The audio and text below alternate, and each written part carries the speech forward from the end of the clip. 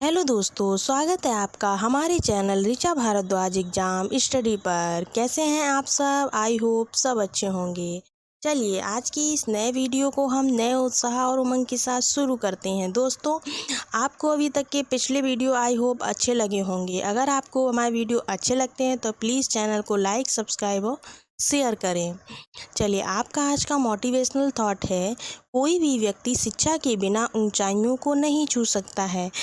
तात्पर्य ये है कि किसी भी व्यक्ति को अगर ऊंचाई पर पहुंचना है या ऊंचाई पर छूना है तो इसके लिए उसको शिक्षित होना बहुत ही आवश्यक है। आज के युग में शिक्षा का बहुत ही महत्व है।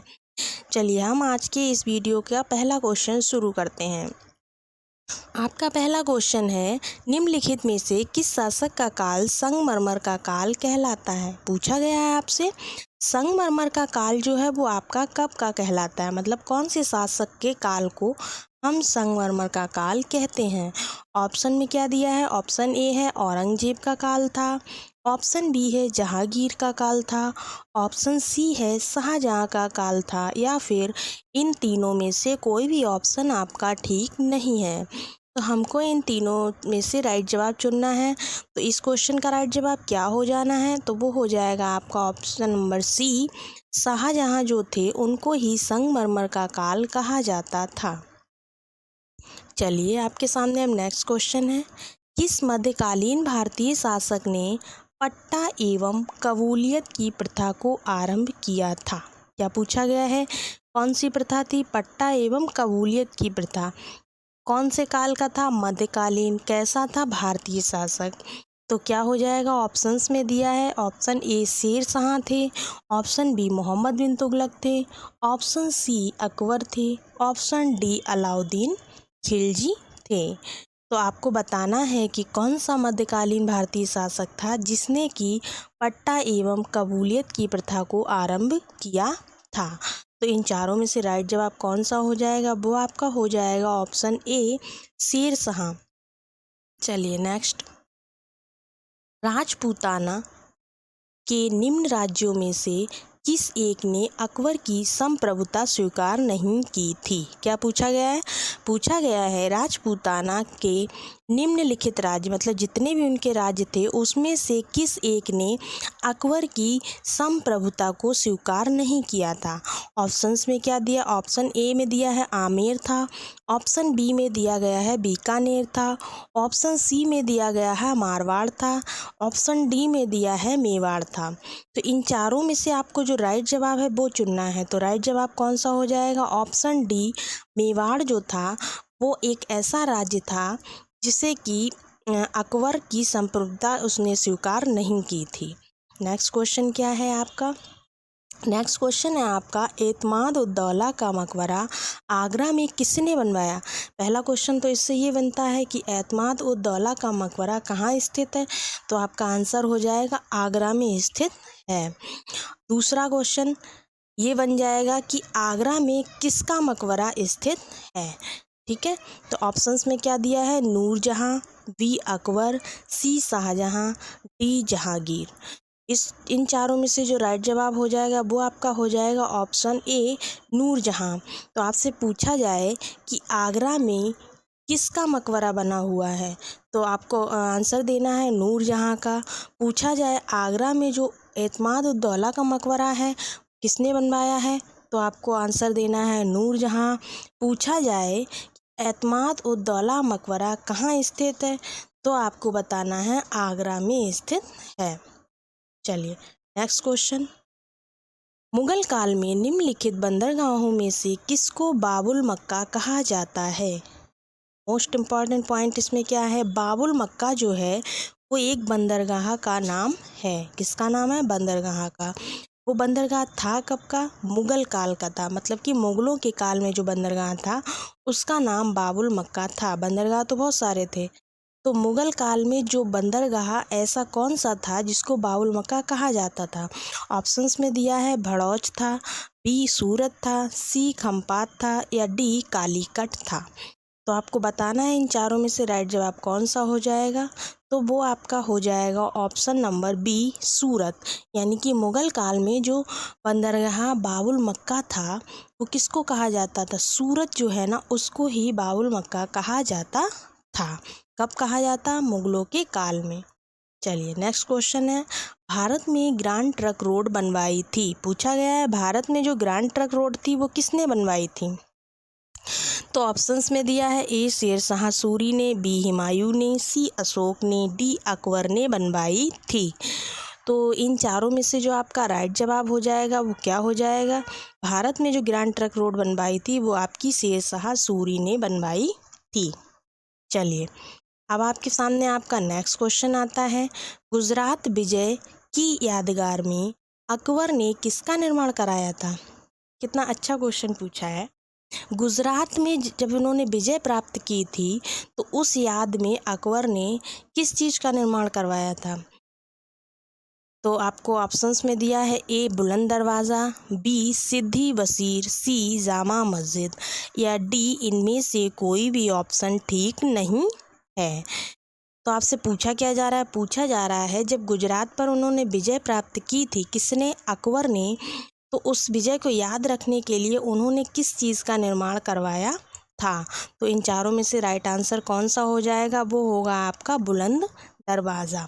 चलिए नेक्स्ट क्वेश्चन, पानीपत की दूसरी लड़ाई निम्नलिखित में से किसके बीच हुई थी? कौन सी लड़ाई पूछी गई है? दूसरी। कहाँ की? पानीपत की। किन किन के बीच में हुई थी? ऑप्शंस में क्या दिया है? ए राजपूत और मुग़लों के बीच हुई थी, बी सिकंदर और आदिल शाह के बीच हुई थी, सी बाबर और इब्राहिम लोदी के बीच हुई थी, डी अकबर और हेमू के बीच हुई। इन चारों में से आपका जो राइट जवाब हो जाएगा वो कौन सा हो जाएगा? वो है आपका ऑप्शन डी। जो पानीपत का जो दूसरा युद्ध हुआ था वो आपका अकबर और हेमू के मध्य हुआ था। चलिए नेक्स्ट क्वेश्चन है अब आपके सामने, दीन ए इलाही नामक नया धर्म किसके द्वारा शुरू किया गया? क्या पूछा गया है? दीन ए इलाही नामक नया धर्म किसके द्वारा शुरू किया गया था? ऑप्शन ए में क्या है? जहांगीर है, बी में शाहजहां है, ऑप्शन सी में हुमायूं है, ऑप्शन डी में अकबर दिए हैं।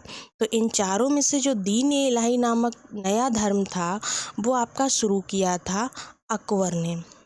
चलिए नेक्स्ट क्वेश्चन है अब, मुग़ल प्रशासन व्यवस्था में क्या पूछा गया है? मुग़ल प्रशासन व्यवस्था में मनसबदारी प्रणाली को किसने प्रारंभ किया था? कौन सी मनसबदारी प्रणाली पूछी गई है? कब की? मुग़ल प्रशासन व्यवस्था में। इसको किसने शुरू किया था? तो ऑप्शंस में दिया है, ऑप्शन ए जहांगीर ने, ऑप्शन बी अकबर ने, ऑप्शन सी शाहजहां ने, ऑप्शन डी इनमें से कोई भी नहीं। तो इन चारों में से जो आपका राइट जवाब हो जाएगा वो क्या हो जाएगा? तो वो है आपका ऑप्शन सी, शाहजहां जो थे उन्होंने मुग़ल प्रशासन व्यवस्था में मनसबदारी प्रणाली को प्रारंभ किया था। चलिए नेक्स्ट क्वेश्चन, अपने काल का महान संगीतज्ञ तानसेन। क्या पूछा गया है? अपने काल का महान संगीतज्ञ जो था तानसेन किसके दरबार में रहता था? ये पूछा गया है। तो ऑप्शंस में क्या दिया है? ए दिया है बहादुर शाह के, बी दिया है जहांगीर, सी शाहजहां, डी अकबर। तो इन चारों में से जो आपका राइट जवाब हो जाएगा वो क्या हो जाएगा? ऑप्शन डी, अकबर के काल में जो है ना महान संगीतकार तानसेन अकबर के दरबार में रहते थे। चलिए नेक्स्ट क्वेश्चन, मुग़ल काल की राजभाषा कौन सी थी? कौन सी भाषा पूछी है? राज्य की जो उनकी भाषा थी मुग़ल काल की वो कौन सी थी? ऑप्शंस में क्या दिया है? ए हिंदी थी, बी फारसी थी, सी अरबी थी या डी उर्दू थी। तो आपको बताना है इन चारों में से कौन सा राइट जवाब हो जाएगा। तो आपका राइट जवाब होगा ऑप्शन बी, फारसी जो थी वो मुग़ल काल की राजभाषा थी। कौन सी भाषा थी? फारसी को मुग़ल काल की राजभाषा कहते थे। चलिए नेक्स्ट क्वेश्चन है आपका, सती प्रथा की भर्त्सना करने वाला मुग़ल सम्राट कौन था? पूछा गया है सती प्रथा की भर्त्सना किसने की थी? तो ऑप्शंस में है ए अकबर ने की थी, बी जहांगीर ने की थी, सी बाबर ने की थी या डी हुमायूं ने की थी। तो इन चारों में से जो आपका राइट जवाब हो जाएगा वो क्या हो जाएगा, वो है आपका ऑप्शन ए। अकबर जो था उसने सती प्रथा की भत्सना की थी। चलिए नेक्स्ट क्वेश्चन, किस युद्ध से भारत में मुगल राज्य की नींव पड़ी? क्या पूछा गया है, ऐसा कौन सा युद्ध हुआ था जिससे कि भारत में मुगलों की नींव पड़ गई थी? ऑप्शन ए में दिया है तालीकोटा का युद्ध था, ऑप्शन बी प्लासी का युद्ध था, सी हल्दी घाटी का युद्ध था या फिर ऑप्शन डी पानीपत का प्रथम युद्ध था। बताना है इन चारों में से कौन सा राइट जवाब हो जाएगा।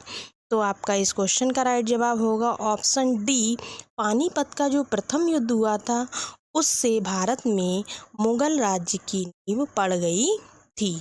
चलिए नेक्स्ट क्वेश्चन है अब आपके सामने आपका, निम्नलिखित में से किसने अकबर की जीवन कथा लिखी थी? क्या पूछा गया है, अकबर की जो जीवन कथा थी वो किसने लिखी थी? ऑप्शंस में दिया है ए अबुल फजल ने लिखी थी, बी बीरबल ने लिखी थी, सी फैजी ने लिखी थी, ऑप्शन डी इनमें से किसी ने भी नहीं लिखी थी। तो आपको इन चारों में से राइट जवाब बताना है कि अकबर की जो जीवन कथा थी वो किसने लिखी थी। तो आपका राइट जवाब हो जाएगा ऑप्शन ए, अबुल फजल जो थे उन्होंने अकबर की जीवन कथा के बारे में लिखा था। चलिए नेक्स्ट क्वेश्चन, हुमायूं ने नामा किसने लिखा था? पूछा गया जो हुमायूं नामा था वो आपका किसने लिखा था?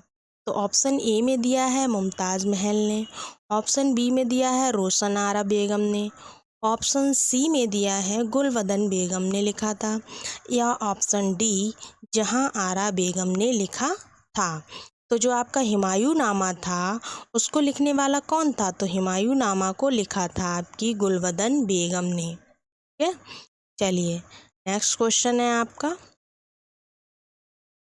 अकबर के शासन में महाभारत का फारसी भाषा में अनुवाद किया गया था। क्या कहा गया है, जब अकबर का शासन था तो महाभारत को किस भाषा में लिखा गया था? फारसी भाषा में। कौन सा ग्रंथ था वो? महाभारत थी। वह किस नाम से जाना जाता, यानी कि इसको जिसने फारसी में अनुवाद किया था उस व्यक्ति का नाम क्या था? ऑप्शंस में क्या दिया गया, ए रज़्मनामा था, ऑप्शन बी अकबरनामा था, ऑप्शन सी इकबालनामा था, ऑप्शन डी या इनमें से कोई भी नहीं। तो इन चारों में से जो राइट जवाब होगा वो क्या हो जाएगा, वो हो जाएगा आपका ऑप्शन ए रज़्मनामा। यानी कि अकबर के शासन में महाभारत का जो फारसी भाषा में अनुवाद किया गया था वो किसके द्वारा किया गया था? वो उस इंसान का नाम था रज़्मनामा। चलिए नेक्स्ट क्वेश्चन है अब आपके सामने, अकबर के शासनकाल में भू राजस्व सुधारों के लिए कौन उत्तरदायी था? पूछा गया है अकबर का जब शासन था तो भू राजस्व सुधारों के लिए कौन उत्तरदायी होता था? ऑप्शन ए में दिया है टोडरमल थे, बी में दिया है बिहारी मल थे, सी में दिया है जय सिंह थे, डी में दिया है बीरबल थे। आपको बताना है इन चारों में से जो अकबर के शासनकाल में भू राजस्व सुधार के लिए उत्तरदायी थे वो कौन थे? तो वो आपके थे ऑप्शन ए टोडरमल साहब जो थे वो थे। चलिए नेक्स्ट क्वेश्चन है, अकबर द्वारा बनवाए गए उपासना भवन का क्या नाम था? अकबर ने एक उपासना भवन बनवाया था, उसका नाम पूछा जा रहा है, उसका क्या नाम था? ऑप्शन ए में दिया है इबादत खाना, बी में दिया है बुलंद दरवाज़ा, सी में दिया है दीवाने खास, डी में दिया है इनमें से कोई भी नहीं। तो आपको इन चारों में से जो राइट जवाब हो जाएगा वो क्या हो जाएगा, वो होगा आपका ऑप्शन ए इबादत खाना। अकबर ने जो उपासना भवन बनवाया था उसका नाम रखा गया था इबादत खाना। चलिए नेक्स्ट और लास्ट क्वेश्चन है आपका, किसने मुगल साम्राज्य की राजधानी को आगरा से दिल्ली स्थानांतरित किया? क्या पूछा गया है, कौन था जिसने मुगल साम्राज्य की राजधानी को आगरा से दिल्ली में स्थानांतरित किया था?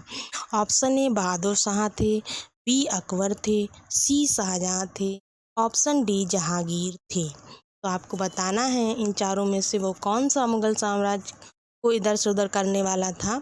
तो वो आपका हो जाएगा ऑप्शन सी, शाहजहाँ जो थे उन्होंने मुग़ल साम्राज्य की राजधानी को आगरा से दिल्ली स्थानांतरित किया था।